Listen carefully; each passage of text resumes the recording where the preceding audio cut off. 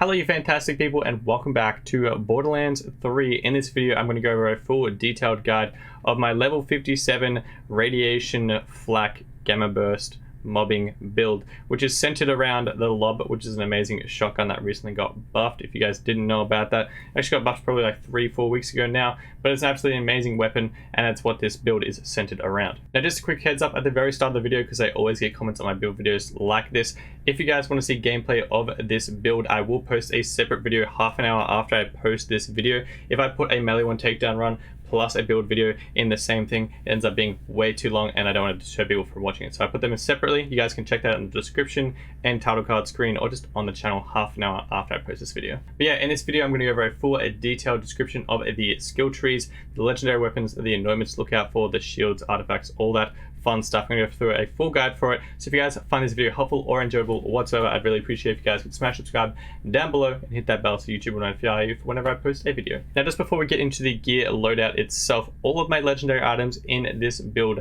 are level 53 for one primary reason.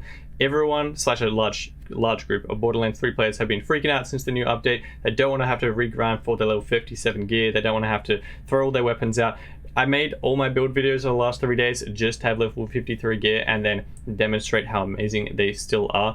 Just so people can relax, they don't have to throw out all their weapons, they're not useless, they're still amazing. Keep them and then just play the game with the new builds, absolutely wreak havoc, and then slowly get your new legendaries just by normally enjoying and playing the game without having to do a whole bunch of farming first. But yeah, that's essentially why my builds have level 53 gear in them still. I will eventually make like a god tier level 57 amazing anointment build videos later on, but that takes like several weeks to get all the amazing stuff, so that will be coming out later on. But yeah, let's start with the main focus of this build. It is the lob shotgun. This is the best one that you could get on level 53. You want to be looking for a radiation one, and if you can get the gamma burst anointment on it, you're going to be absolutely wrecking havoc. It is a lot of fun to use, but of course you don't need the anointment. It's just if you want max damage, that's the one you would be looking for. Now the lob is going to be the main focus of this build, and you're going to be using it at least 80 to 85% of the time throughout the Maliwan Takedown. But as for secondaries, a Cutsman is always a great choice. If you can get a caustic one with gamma burst on it, that's going to be the absolute maximum damage you're going to be able to pull out of this build. The hyper focus is also an amazing choice, by the way. If you guys haven't tried out the hyper focus recently, got buffed and it's amazing. I actually prefer it over the Cutsman. If you guys can get a shock one, a corrosive one, or a radiation one, any of those plus a gamma burst anointment is going to be amazing top tier weapon if you can get those. Okay, as for shield, there are two great options. My particular favorite shield is the transformer shield, primarily because it has a 40% chance to absorb bullets and add them to your ammo count. So you get a bulk amount of ammo, plus you take way less damage because majority of the people in the Maliwan Takedown, the majority of enemies, are shooting you, so you're absorbing most of those bullets, which is great. If you guys can get the anointment of 50% bonus radiation damage on weapons for 10 seconds after ASC, that is helpful, but honestly it's not too necessary for this build. It's just a little bit of an extra perk. The second great option is the red suit shield. If you guys don't know where to find this one, it is in Desolation's Edge. Is the crew challenge there. It's Atomic and I forget the other guy's name, but it starts with S. Farm those guys. This one is the one you're going to be looking for. Try and get the highest capacity you can without it being an amp damage one. If you guys can try and get the radiation anointment again on it, that is super difficult to get. I've tried for a very long time, but if you guys can get that, that'll help you out again. The main thing you want this one for, it is dependent on your playstyle whether or not you prefer the transformer or the red suit, but the red suit makes you completely immune to radiation damage, which, by the way, we're doing a lot of radiation damage. So if you hit yourself with a lob, you're not going to down yourself if you're wearing the red suit, whereas the transformer, you'll absolutely shred yourself if you hit yourself with a lob, because it does so much ridiculous amounts of damage. As for grenade, my particular favorite one is the Power Siphon Transfusion Tracker. If you guys can get all of those in at the same time, you're going to be sweet. It doesn't really matter about the elemental type, but if you guys can get an anointment that is different to your shield so you can match them, I went for the corrosive one because in Maliwan Takedown, the corrosive and radiation combo is the best for this build. If you guys can get that, then you're sweet. The main thing about the transfusion tracker means you can just hide behind cover, throw that out, and 120% of the health damage dealt gets put back into your health, and then 60% of the shield damage dealt goes back into your shield. It's really, really good at keeping yourself alive, particularly when you're flak. Now as for class mod, there is absolutely no competition whatsoever. Red Fang all the way. While Gamma Burst is active, Flak's Pet taunts all enemies, which means they're not going to be attacking you. You can do more damage to them, and you can just run around and just have fun while your pet takes all the damage. It's great. The skill tree bonuses you'll want to be looking out for are the ones I currently have. I got the good roll for that one. You want to have 1 in the blue perk and then 4 in the green perk. I'll explain those ones later. As for the rolls at the bottom, a god roll would have something like weapon damage, shotgun damage. Torque projectile speed is a huge one. If you can get that, it'll help you a lot because the lob has a really slow projectile speed and you have to chase after people sometimes. So if you can get that, you're sweet. Damage reduction, anything that amps damage or keeps you alive is going to help. As for artifact, we actually have a few options. The Snowdrift Idle Idle is my favorite, like you likely know if you've seen any of my videos before. It's absolutely amazing at keeping Flak alive because of that slide speed of 105% increased at level 53. If you get the Idle Idle version, you get 19% of your max health restored after killing an enemy, which you're doing a lot in the Maliwan Takedown. You're taking a lot of damage and you're killing a lot of things, so you're getting that health back into your system, which is super helpful. If you guys can get any of the rolls at the bottom, I understand that's a really, really good roll, but if you can get any of those things, it's going to help you out. Shotgun damage is amazing, magazine size always helps, and action skill cooldown rate is something we lack in this build, so if you can get some bonuses for that, that'll help you as well. As for secondary options, the Atom Bomb Victory Rush is also an amazing one. Killing an enemy triggers a Victory Rush that increases movement speed and damage for 60 seconds. That's really good. Also, by having the Atom Bomb one, it enhances all your radiation status effects, making it larger and more deadly. That means you do more damage, but personally I need the Snowdrift to keep Flak alive in a lot of situations where we're already doing enough damage. I'm not really stressed about that. I just need to keep myself alive. But you guys can test that one out if you'd like. Additionally, a great one to get is the Elemental Projector Victory Rush. That one is amazing. Or if you get an Auto Idle one as well, either of those two combos work great. This is a really, really good roll for level 53. You get that damage boost of whatever elemental effect you're currently suffering from by 96%. So if you proc yourself with radiation damage whilst using something like a red shield, so you're not actually taking the damage, you're just currently affected by radiation. It means you're doing 96% extra damage for as long as you're suffering from that radiation damage, which you can continually proc yourself with because you have a shield that makes you immune to radiation damage. Again, we have an absolute god roll at the bottom of shotgun damage, action skill, cooldown rate, and area effect damage at the bottom. All of these things are amazing. If you can get any of them, it'll help you out a lot. The main reason I don't use the Elemental Projector, again, is for the slide speed. I don't really have a problem with damage in this build because of the great anointments I already have on my weapons and the damage we have on them originally. But if you guys are lacking in it and you are fine surviving wise, definitely go for an Elemental Projector because you do probably double damage just all the time. Now, the main reason I don't use the Elemental Projector is because I don't really have a damage problem currently with this build. The lob, it does absolutely so much damage, it's kind of ridiculous. But say if you guys are struggling to get a good radiation lob, potentially start off with an Elemental Projector, use some other Gamma Burst weapons, and proc yourself to get that damage up, and you'll be absolutely sweet if you get one of these Elemental Projectors. Okay, let's get into the skill tree itself. I try and go through as much information in my skill tree videos as I can. I'll try and describe all of them for you guys and my reasoning behind that, because I know there's a lot of different kinds of people watching these videos. I know there's a bunch of new players coming to Borderlands 3, which, by the way, welcome to Borderlands 3. This game is amazing and the community is even cooler. I know there's medium tier players. I know there's absolutely hardcore fans like myself who will likely know a lot about the skill tree. But if I miss anything in the video, if you have any questions, don't hesitate to ask me down below in the comment section. I answer all my YouTube comments and I try and get around to them within like the first 24 hours to help you guys out as much as possible. Okay, let's jump straight into it though. 5 points into Interplanetary Stalker. It's an amazing kill skill. Puts your damage up 10% per stack, pet damage 5% per stack, and a robot damage for the Maliwan Takedown is super helpful of 7.5% corrosive damage per stack. That one is a kill skill that stacks up to 3 times, so you're getting crazy amounts of damage out of that. And personally, I don't notice when I don't have Interplanetary Stalker, so you're getting it pretty much the entire way through the Maliwan Takedown as long as you're still killing enemies. Down to Hunter's Eye, put 5 points into this. You get bonuses against humans, or robots, and beasts. Beasts is less important for the Maliwan Takedown, but armor damage, 30% for robots, is amazing, and the 15% crits against humans, also amazing. Down to Two Fang, let's put 5 points into that. You have a 25% chance to fire an extra projectile per shot. If you get an extra projectile in the lob, you're doing an absolutely disgusting amount of extra damage, so definitely recommend doing that if you're using the lob as your main weapon. Put 3 points into a big game. It increases your hunt skill duration and effects quite substantially. Definitely if you're in the red tree, you're putting 3 points into big game. Now for the most dangerous game, I actually learned from my last video due to the comment section that I should definitely not be overlooking this skill, and I wholeheartedly agree. I've tested it out. now and have definitely experienced a lot more. And I would definitely recommend putting 3 points into this. It's again an amazing kill skill. Whenever you kill a badass or stronger enemy, you gain crit damage, gun damage, handling, which is definitely useful for any shotgun in this game, pet damage, and the best part is it lasts 120 seconds, being 2 minutes. And if you don't kill a badass every 2 minutes in the Maliwan Takedown, then you're quite slow, unfortunately. But you trust me, if you're doing the Maliwan Takedown and you can survive all the way through, you're going to be killing a badass more than every 2 minutes, trust me. Down to Galactic Shadow, definitely put a point in here. It's an easy 15% increase crit hit damage.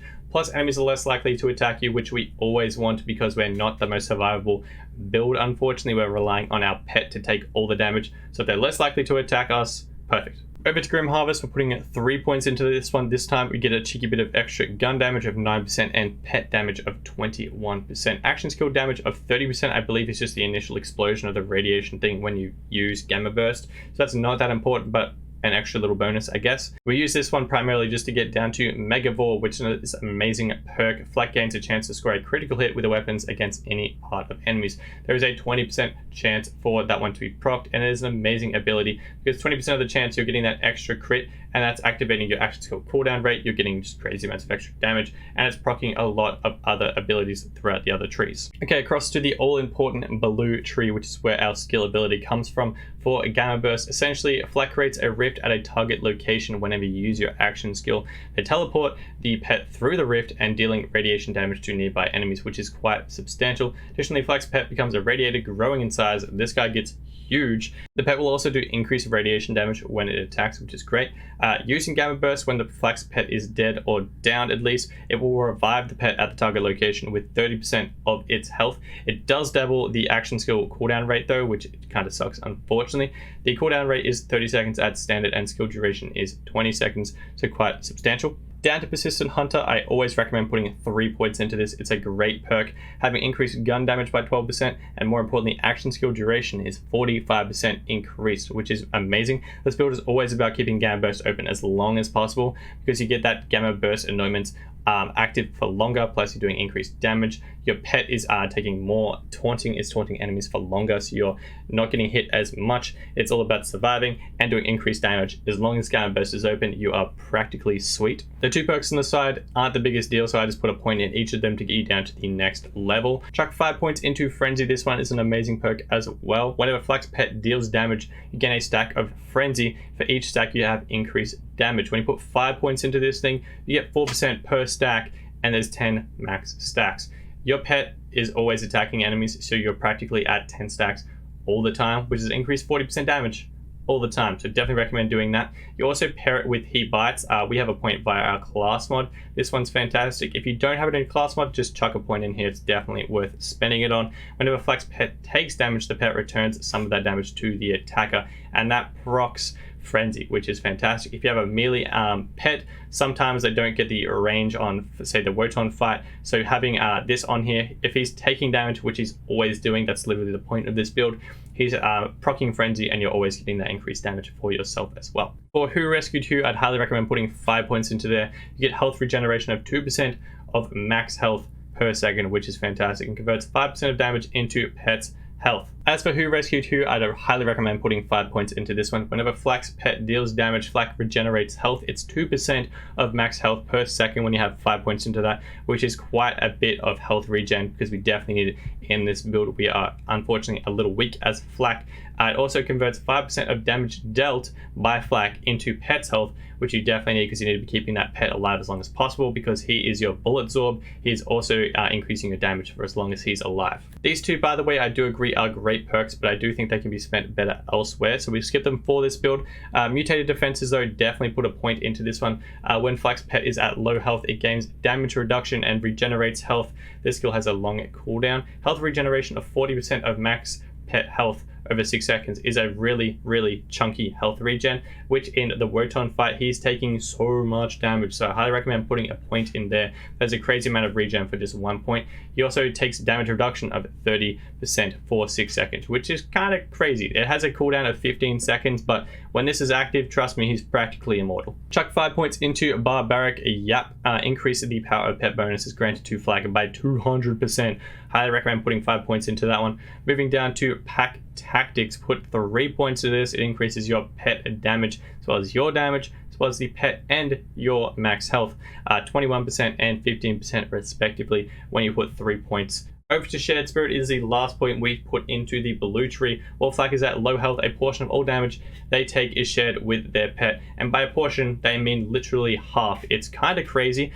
Your pet has so many great health benefits and health bonuses and regen and damage reduction, and he takes half of your damage for you. It makes it so much more survivable. Honestly, you probably couldn't even run this build unless you made it down to this skill, because it's just, you're so much stronger with it on. Now this is what the build looked like from the last video, with a slight few improvements here and there, but the extra 4 points are actually spent in the green tree. Now I tested it out in many different scenarios, in different builds, etc. I did consider putting it into these points here, but honestly I think it works out better if you put it in the green tree. There are 2 great options, and I think it's dependent on your playstyle in particular and what shield combo you decide to do. If you guys are using the Transformer shield and have absolutely no survivability problems whatsoever, I'd highly recommend putting the 4 points into Furious Attack. This is a hunt skill. After shooting an enemy, not killing, just shooting an enemy, Flak gains a stack of Furious Attack that increases his handling and gun damage per stack. The pet also gets increased damage as well, which is definitely worth it. Max of 10 stacks, and is a substantial increase. I tested it out in my Maliwan Takedown run earlier, and you practically have it all the time. So I'd recommend using it if you are surviving just fine with this build. If you're like me and just run in all the time and have absolutely no strategy when it comes to the Maliwan Takedown, and just like running into the line of fire and just doing as much damage possible, you're probably going to need more health regen and max health. So I put my 4 points into self-repairing system, increases max health by 24% with just 4 points into it, and 1.2% of max health regen per second is also an amazing ability. The only other thing in the green tree is Eager to Impress. It gets 4 points from our class mod, and it's definitely the best role you can get from that class mod. It's a kill skill. Whenever you kill an enemy, action skill cooldown rate is reduced. Action skill cooldown rate is kind of slow with the Gamma Burst build, unfortunately, because it's all about keeping it on for as long as possible. So we didn't spend it in the head count ability over in the red tree. So if you guys can get as many points into Eager to Impress via your class mod, that will definitely benefit you guys in this build. Now, as for augments and pet choices for this build, Empathetic Rage is definitely a must-have. For the duration of Gamma Burst, damage dealt by a Flak is increased by 20%. I almost said 100, but 20% increased damage for the entirety of Gamma Burst is a substantial increase. And like I said, you're always trying to keep Gamma Burst open for as long as possible, so that damage is always around. The second augment is Burst Aid. After using Gamma Burst, the Rift remains the duration of the skill. While standing near the Rift, Flak and their allies rapidly regenerate health. The health regen is 20% of max health per second, which is kind of disgusting. That's the strat I use. I rift them into the middle of an enemy, like pile of enemies usually. Then he taunts them all. Then I run in, shoot them all, stand around the health regen, and I'm just getting crazy amounts of health regen. If you're standing there, it's very, very unlikely that you will go down unless you're in like the Wotan fight, and that's pretty much the only thing that can do that much damage to keep up with that. For just general mobbing, you can pretty much just stand around there, go around in circles, and just shoot everyone in like that kind of area, and you'll be absolutely fine. So definitely recommend putting Burst Aid on, particularly if you're struggling with survivability. As for pet choice, I definitely recommend the Great Horned Skag. He's the best choice by far for this build. Whenever you have this pet on, you have increased damage and gun damage as well. 15% damage plus 30% gun damage because of the Barbaric Yelp, boosting it up from, I believe it was 5 and 10, I believe. Yeah, 5 and 10, that makes sense.